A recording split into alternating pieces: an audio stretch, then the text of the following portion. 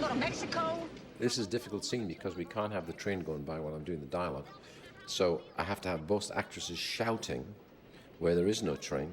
So I avoided seeing, because think about the number of trains that would go through there, like one every hour. So I had to shoot the train approaching and then fake it with a wind machine to make the draft from the train blow their hair around and have them both screaming their heads off at each other. So later we can then mix a huge rumble of the train over them and still hear the dialogue. That's always one of the most difficult things to do, funnily enough. Party scenes are a nightmare because you're going to put huge music on later, and therefore everybody shouts at each other in a nightclub or a party to be heard, right? I didn't ADR that because I had no train. That house, in fact, was shot in Los Angeles, so for the most part, again, with a view to budget in mind, we just stayed, all the interiors were in LA. In fact, the overall scheme of things, it was quite simple. Interiors LA, Bakersfield was everything like this and the farmland stuff. And then the obvious stuff, of course, is Utah. When they go into the last part of the film, which to me needed to be really embellished, to be spectacular, because it is part of the, part of the final journey, which is getting more and more spectacular as the pressure mounts. They become more heroic. The landscape becomes more heroic. So in a way, the landscape is underscoring the characters. That's what I do, and I don't discuss that, because if you do, it's confusing. If you do, even to a writer, for the most part, they're not interested. They're interested in story, narrative, thrust, dialogue. That's fine. But during that, and that's why I spend a lot of time with writers and going through it time and time again, because I have one of those funny photographic memories that I'm starting to see the film as I talk to them, or as they talk. I'm starting to already embellish and do my little bits that I add here and there. Again, in the more sunshine states you go to, I saw when I was coming from Europe, they like dark interiors. They like moody interiors. I love the painter John Register. And these are far more complex than John Register does. But Register has this fantastic simplification. He distills a certain aspect of really mostly desert, the flatland part of the United States, heartland part of the United States, down to its simplest form. And it's beautiful. What we did here was we had two cameras working opposite each other, because the lighting was all coming from the back, behind the two characters. Therefore, the light on each of their faces was beautiful, and therefore we could shoot it together, which makes up, I think that's one of the reasons why the scene works so well, that we didn't do everybody one way first and then everybody the other, and then Jimmy the other way next. And what frequently happens when you do one camera at a time, and you spend maybe 2.5 hours on one way, and then you come around the other way, the actor who's been off camera by then kind of run out of steam a little bit. So it's not fresh. So I go for two cameras for freshness. Tell me what happened. So the light's coming from the right, the light's coming from the left. It's coming from the same window. Because you're working, and I wanted this nice soft light, cross light, then it worked out for the two cameras. So that other camera's just out of shot there, right in the edge of the frame. Here's Matt. If I panned 2 inches to the right, the camera would be right there. This was edited by Tom Noble. And I've only worked with Tom once. He's an Englishman who lives in Los Angeles.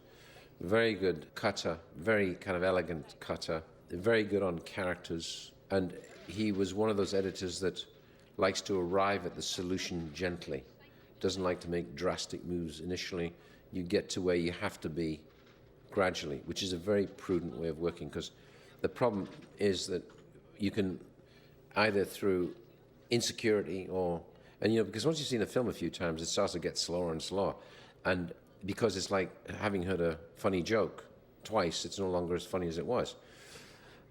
And so you have to always bear in mind that people are going to be seeing this once, okay, for the first time. We wet it down after the rainstorm.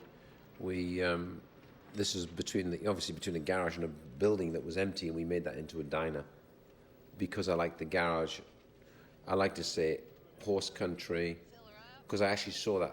I'd never seen that before. I saw two horses hitched to a rail. I couldn't believe it. These guys were local on the pump. They did a good job. We had to do this all in one. We had no time here. So I had to keep it real simple. Instead of going in doing a long scene inside the cafe, march them straight in. 2 cameras working here. Switch on, switch off. Meanwhile, the other camera's coming up to the outside. You'll cut to that in a minute. So there's 2 cameras working here. I just put a camera down inside, a camera outside. Just action, boom, came together. Right. And I think it's good from actors' point of view. Let them run, let them fly with the ball. Because they love to just let it run. And this is a scene that worked fairly easily. As the scene develops, they get more and more into it, so they find their own kind of reality, I think if you're doing scenes on stop, go, stop, go, stop, go, that's murder. And so I'll nearly always try and work it, particularly if it's a prolonged dialogue scene, where I'll tend to move the camera rather than cutting. In Blade Runner is a good example of where a lot of the scenes there was very little dialogue, but it still helps the actors on their own platform, their own theatre, their stage, Once you say action, they're on stage. And that's why I try not to make the scenes, where I'll shoot a segment and cut, shoot a segment and cut.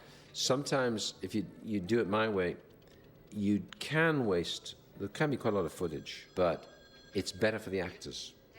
And I do a lot of footage. I mean, doing almost 1 million feet on this. But at the end of the day, it's quite a... At this moment, I think the average price of a Hollywood movie is about 24 million. So we did this for like 17, because at this particular moment in time, the 2 girls were not cheap, but they were not expensive. And everybody else, was a reasonable price. But this is, to a certain extent, also where the whole works, They are the stars, but also the film is a star as well. Everything works. The script is a star in the process. And I think that's always ideal, because then everybody knows they're onto a good thing. I think there's nothing worse, particularly from an actor's point of view, when they're on a film where they're doing it for the money and they think it's really dumb. I mean, that's really like going to the office every day. This is Night for Night, where we've got lights on the truck, and we've got lights lying in their laps, and you can't get much on the road around you, because in those desert situations there is no light, it's black. I let smoke go as dust, and so I had lights out the back lighting the road behind them to give them a bit of sense of dust and exhaust. The score here is great because it's upbeat and fun rather than heavy. The score is, I shoot for score. I work on the basis of knowing that score to me is the 4th dimension, really. Score is dialogue. Music is dialogue, really. And if you think about music as dialogue, then, and of course score is manipulative. It does adjust your feelings. It does push you into areas that you may not have got quite there with the film, or if you did get there in pictorial form, then the score, if you get it right, will only enhance it, even more so. The score can also bail you out. If you're moving a little slowly and you can't cut it any faster because it won't allow itself to be cut faster, then the score can actually artificially help and push that along. In fact, I did 2 films with Hans Zimmer. I did this in Black Rain. Had a very good experience with Hans. In fact, my brother uses Hans all the time. I like to move around. I like to move around different cameramen because I think, and I'll certainly go back to Hans at some point. He's very inventive. He's special. He's one of the special composers. And also, what's interesting, Hans is German, and yet what comes out of this, I think, is a very American track. And when we were doing the score in London, we scored in London because I edited in London. I like to post in London. The guitarist that you have at the beginning, which plays some of the theme in here, that's with the steel guitar with the ring on his finger, that guy's from Suffolk. And he was in the theater and he's playing, and I said, God damn, where's he from? Fully expecting to be from, I don't know, Arkansas or, somewhere, Texas or something. And this guy's got this Suffolk accent, and it was kind of Hans's secret weapon. It was absolutely great. I think he just felt he knew America. Sometimes I think, having not been there, but having a lot of reference from movies and, photographs, and there's an image that you have of the United States, which, certainly in the context of a musician or even as a director, sometimes is very helpful because you see things with a fresh eye. And because, let's say I'm not it's strictly, I'm not resident here. I come in and out. It keeps me fresh with the States, so I'm always looking at it with a fresh eye. I don't think he's going to apologize. Nah, I don't think so. We could have ended the scene when she picks the hat up. If you were making a cut, you could have ended there in the explosion. But you need to see that they didn't harm him. What was key, they don't want to harm people anymore, okay? They did that once, they'll never do that again. It would have crossed the line for the two characters. To beat him up would have been across the line. So this is retribution for all those men. The final insult is taking his hat. He could have ended right there. But the wind was blowing right, so I said, keep driving, keep driving. Now the Indians are circling, the victim. That's the Comanches going around the victim. I said, drive out, go underneath that smoke. And then I hoped desperately that the wind would stay prevailing in that direction so I could then do this shot and do the dialogue there, because I love this bit. Visually, it worked out really well, the film, actually. And I said, well, because we're driving away, let's finish the dialogue, and I'm going to give you a cue, bang. And that ties it off nicely. Yeah.